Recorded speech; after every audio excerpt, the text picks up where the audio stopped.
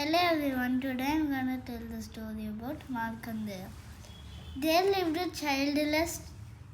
childless sage called Rikandu and with his wife Madhuvati. And one day Rikandu went to a tree and was doing tapastu. And suddenly Lord Shiva appeared in front of him and said, he said, "Give me your wish," said Lord Shiva, and Mrikandu gave the wish. And Lord Shiva said, if you want an intelligent boy who lives with 16 years only, or if you want a boy who is not intelligent and who lives forever, said Lord Shiva. And Mrikandu said, I want the intelligent boy. And Lord Shiva said, you must have it. And he gave his blessings to Mrikandu and he disappeared. So he told to his wife Madhuvati, and they were happy. And one day they got the boy, and all the other sages came to him and said, you should put the name Markandeya.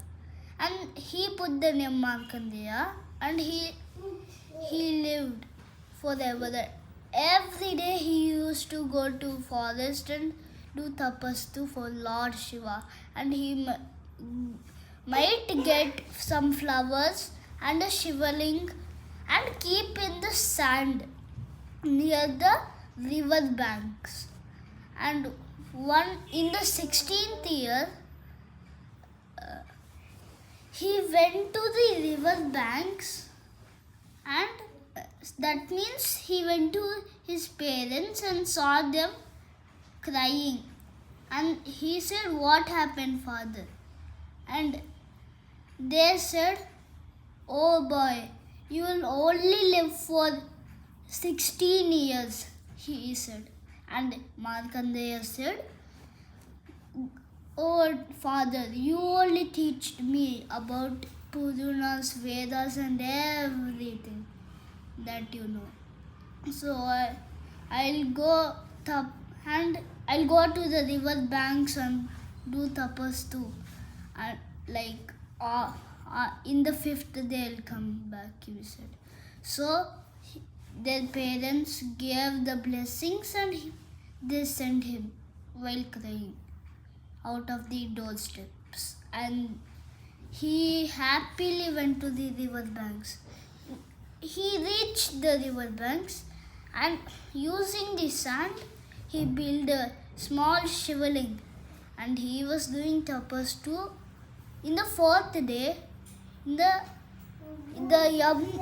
Yama told his monsters to get the Markandeya's soul. They went, and a big shield appeared in Markandeya. One of the monsters went near to take the soul, but he fell down suddenly. And the second one laughed at the small one, and he went near it, and he also fell down and got blood on his back. And they thought, and they saw shivaling, and they said, the shivaling is covering him with the shield and it's helping, said the monsters. And the monsters said, our masters will punish us if we don't take. But the younger one told, let us go and tell him. And they told about Markandeya, and Yama didn't understand them. So he punished them, and he only went on his He took his noose and went on his buffalo to the Markandeya's place. He reached there and the buffalo disappeared. And he took the noose and said, Markandeya, your time is up on the earth, he said. And Markandeya opened his eyes and turned back. So, when he turned back, it was Yama. And he hugged the Shivaling tightly and said, I am not going with you, he said, Markandeya. So, again Yama told, your time is up on the earth very loudly, that Lord Shiva couldn't hear, but only his parents could hear. So, Yama took his noose and threw it on his neck, which was on Markandeya's neck and Shivalinga's neck. So, while he was pulling, he couldn't pull the Shivaling, which is dried.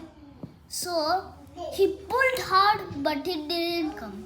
In the second try of pull, Shiva appeared and he just pushed little of Yama, and Markandeya saw him and fell on his feet and said, Oh Lord, please don't keep me in danger. So then Shiva was very angry and he showed his forearms and his Trishul, and he poked the Trishul on Yama's chest. So Yama was dead, and all the other devas came and said, Oh Lord, if we kill Yama, the life of earth is done, said devas. And Lord Shiva said, Yes, I shouldn't not kill him, he said. And he brought his life back, and everyone got up, and Yama said, Forgive me, Lord, he said. And the Lord forgave him, and he said, This child will be forever, said Lord Shiva. And everyone agreed, and everyone went to their home. Thank you. Good night.